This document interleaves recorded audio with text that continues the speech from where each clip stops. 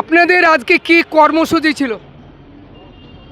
আমাদের কালীগঞ্জ ব্লকে 23 তারিখে উপনির্বাচনের গণনা ছিল।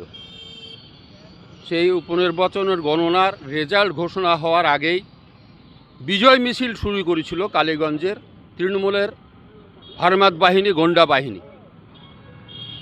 তো কালীগঞ্জ এলাকায় মোলান্দি বলে একটা গ্রাম আছে, সেই মোলান্দি গ্রামে সিপিএমের বাড়ি বা কংগ্রেসের বাড়ি লক্ষ্য করে তারা বোম ছুটছিল। সেই সময় একটা বাচ্চা ছেলে বাড়ি থেকে ছুটে আসে এবং সে সকেট বোমের আঘাতে ক্ষতবিক্ষত হয় এবং সঙ্গে সঙ্গে সে মারা যায়। এইখানে আপনাকে একটু থামাবো। বাড়ির উঠোনে গিয়ে মারা হয়েছে? হ্যাঁ, বাড়ির বোমে উঠোনে যে মারা হয়েছে, সেই বোম ফেলে বাড়ির উঠোনেই মারা হয়েছে। তাই প্রতিবাদে আমরা আজকে বেলডাঙ্গা 1 ব্লক কংগ্রেসের নেতৃত্বে একটা প্রতিবাদ মিছিল আমরা করলাম। আগামীতে এই পুলিশ মন্ত্রী মমতা ব্যানার্জি, বর্তমানে রাজ্যের মুখ্যমন্ত্রী, তার পদত্যাগ চাইছি এবং পুলিশ প্রশাসন দোষীদের যাতে বা কোর্ট তাদের যাবজ্জীবন কারাদণ্ড বা ফাঁসি দেয় তার ব্যবস্থা করার জন্য আবেদন রাখছি আমরা। একটু অন্য প্রসঙ্গে আপনাকে জিজ্ঞাসা করব। দিবিশা মুখার্জি কার্তিক মহারাজের সঙ্গে যা গোটা ভারতবর্ষ তথা মুর্শিদাবাদ, ওয়েস্ট বেঙ্গল তোলপাড় হচ্ছে, এই প্রসঙ্গে কি বলবেন? যেটা আমরা শুনছি বা দেখছি, মোবাইলে, ইউটিউবে দেখছি, ফেসবুকে দেখছি, সে কার্তিক মহারাজ, সে মহারাজ মানুষ, তার কুকীর্তির কথা আজকে আমরা গোটা পশ্চিমবাংলায় ছয়লাভ হয়েছে, গোটা ভারতবর্ষে ছয়লাভ হবে।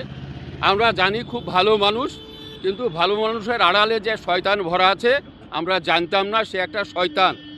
তাছাড়া কিছুতে এই কাজ করতে পারে না যে একটা মেয়েকে প্রলোভন দেখিয়ে তার ইজ্জত নিয়ে ছিনিমিনি খেলা। আর বর্তমানে রাজ্য সরকার এবং কেন্দ্রের সরকারের বিজেপি এবং তৃণমূল একে অপরের পরিপূরক। এদের নীতি আদর্শ এবং দেশ চালানোর কোনো এদের আইডিয়া নাই। এরা ক্ষমতার বলে অপব্যবহার করে মানুষের সঙ্গে অবিচার করছে, ভোট করছে, ভোটের নামে প্রহসন। মানুষের সঙ্গে প্রশাসনের কোনো দায়িত্ব নাই, যা খুশি তাই করে। আজকে দীপিশা তার নিজের বাড়িতে প্রকাশ্যে সাংবাদিক সম্মেলন করেছে। ওই মহিলা, হ্যাঁ, আমি দেখছিলাম মোবাইলে, সাংবাদিক সম্মেলন করে দেখছিলাম, সেটা আমার মোবাইলে আমি দেখছিলাম, যে বলছে 2013 সাল থেকে আমার সঙ্গে প্রথম পরিচয়, 12 সাল 13 সাল থেকে প্রথম পরিচয়, বেলডাঙ্গায় আমাকে প্রথম নাই, তারপরে চানকে রাখে, চানকে আমাকে 3 তলায় রেখেছিল, তারপরে 2 তলায় নিয়ে এসে তার যেখানে চেম্বার, সেই চেম্বারে নিয়ে এসে আমার সঙ্গে খারাপভাবে ব্যবহার করে এই পরিস্থিতি আমার অ্যাভোশনও করিয়েছে।